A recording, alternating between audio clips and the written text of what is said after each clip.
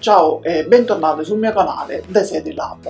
Anche questa volta il protagonista di questo video è il traforo oscillante della Holzmann. Il materiale che utilizzerò anche questa volta è del multistrato di pino fenolico da 9 mm su cui ho incollato il disegno guida. Anche questo disegno l'ho reperito in internet, quindi chi volesse replicarlo in descrizione troverà il link per scaricarlo. Questa volta ho intenzione di farvi vedere come ho intenzione di seguire il lavoro. Generalmente io per eseguire questo tipo di disegno inizio a eseguire il traforo partendo dal centro per poi spostarmi verso i lati, e questo per permettere di avere una maggiore superficie di appoggio sul traforo che vi permetta quindi di tenere il pezzo fermo durante la lavorazione.